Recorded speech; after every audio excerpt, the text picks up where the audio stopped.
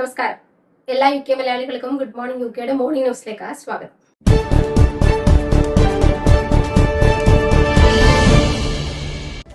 UKയിൽ ഇന്ധനവില വീണ്ടും ഉയർന്ന സാഹചര്യത്തിൽ റീറ്റെയിലർമാർ അധിക ലാഭം നേടാൻ വില ഉയർത്തുകയാണെന്ന ആരോപണം അസ്റ്റ മേധാവി അലൻ ലെഗ്നൺ തള്ളി. 1 ലിറ്റർ പെട്രോളിന്റെ ശരാശരി വില 2 വർഷത്തിനിടയിൽ ആദ്യമായി 150 പെൻസ് കവിഞ്ഞപ്പോൾ ഡീസൽ വില 177 പെൻസ് കവിഞ്ഞു. ഒരു സാധാരണക്കാരിൽ പെട്രോൾ നിറയ്ക്കാൻ ഇപ്പോൾ ഏകദേശം 82 പൗണ്ട് ചിലവാകുമ്പോൾ ഡീസൽ ടാങ്കിന് 97 പൗണ്ട് വരെ ചിലവാകുന്നുണ്ട്.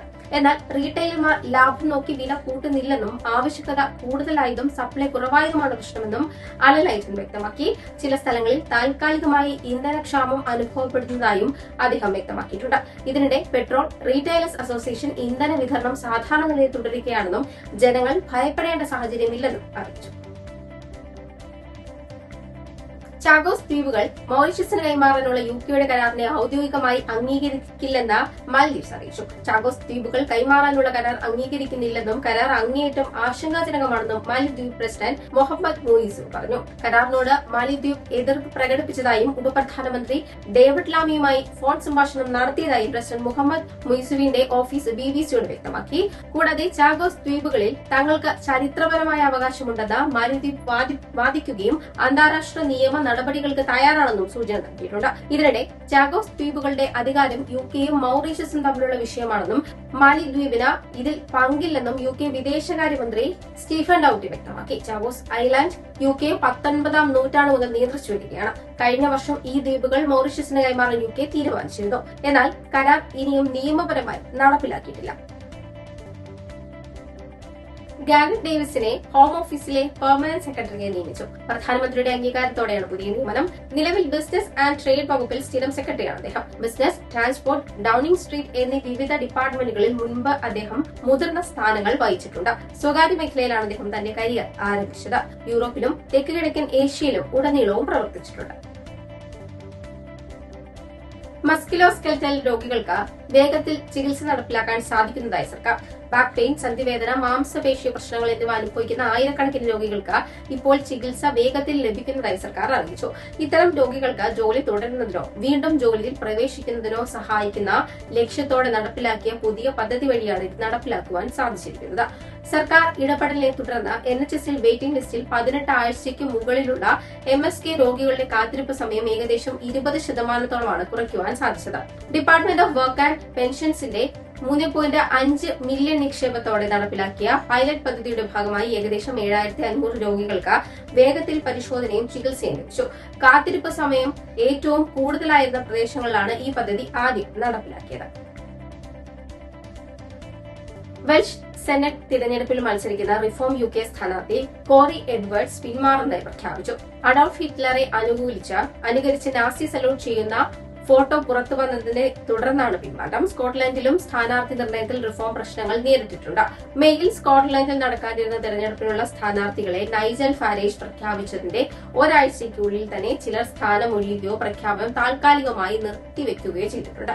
മാനസികാരോഗ്യ പ്രശ്നങ്ങൾ ചൂണ്ടിക്കാട്ടി കോറി എഡ്വേർഡ്സ് സ്ഥാനാർത്ഥിത്വം രാജിവെക്കുകയാണെന്ന് തങ്ങളെ അറിയിച്ചതായി റിഫോം UK വെയിൽസ് വക്താവ് അറിയിച്ചു. ബ്രിട്ടീഷ് പാസ്പോർട്ട് പുതുക്കുന്നതിനുള്ള അപേക്ഷകൾക്ക് ഫീസ് വർദ്ധിപ്പിച്ചു. പുതിയ നിരക്ക് ഏപ്രിൽ 8 മുതൽ പ്രാബല്യത്തിലാകും. 16 വയസ്സിന് മുകളിലുള്ളവർക്ക് നിലവിലുണ്ടായിരുന്ന ഓൺലൈൻ അപേക്ഷാ ഫീസ് 94.50 പൗണ്ടിൽ നിന്ന് 102 പൗണ്ടായി ഉയരും. 16 വയസ്സിൽ താഴെയുള്ളവരുടെ സ്റ്റാൻഡേർഡ് ഓൺലൈൻ അപേക്ഷാ ഫീസ് 61.50 പൗണ്ടായിരുന്നത് 66.50 പൗണ്ടായി വർദ്ധിക്കും. സ്റ്റാൻഡേർഡ് പോസ്റ്റൽ അപേക്ഷകൾക്ക് 16 വയസ്സിന് മുകളിൽ 115.50 പൗണ്ടും 6 വയസ്സിൽ താഴെയുള്ളവർക്ക് 80 പൗണ്ടുമാണ് പുതിയ ഫീസ്. വിദേശത്ത് നിന്നും ഓൺലൈനായി അപേക്ഷിക്കുമ്പോൾ 16 വയസ്സിന് മുകളിലുള്ളവർക്ക് 116.50 പൗണ്ടും 16 വയസ്സിൽ താഴെയുള്ളവർക്ക് 75.50 പൗണ്ടുമാണ് അടുത്ത വർഷത്തെ ഫീസായുള്ളത്.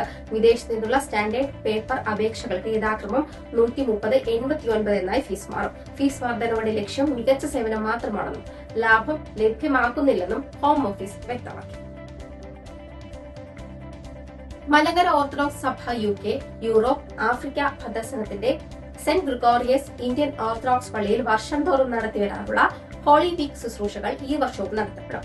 മാർച്ച് മാസം 29-ന് ഓശാന ശുശ്രൂഷയോടുകൂടിയാണ് ശുശ്രൂഷകൾ ആരംഭിക്കുക.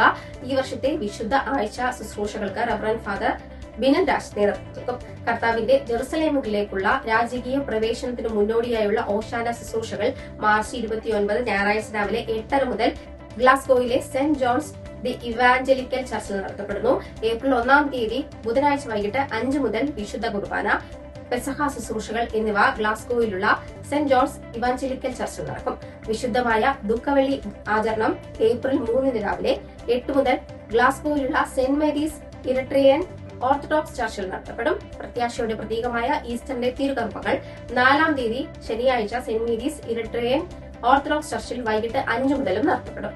ഈ വർഷത്തെ ഹോളി വീക്ക് ശുശ്രൂഷകളിലേക്ക് എല്ലാ വിശ്വാസി സമൂഹത്തെയും സന്തോഷത്തോടെ സാദരം സ്വാഗതം ചെയ്യുന്നതായി കമ്മിറ്റി അംഗങ്ങൾ അറിയിച്ചു. സഹകരണ വകുപ്പിൽ 700 കോടിയുടെ സോഫ്റ്റ്വെയർ അഴിമതി നടന്ന കോൺഗ്രസ് നേതാവ് രമേശ് ചെന്നിത്തലയുടെ ആരോപണം മുഖ്യമന്ത്രി പിണറായി വിജയൻ തള്ളി.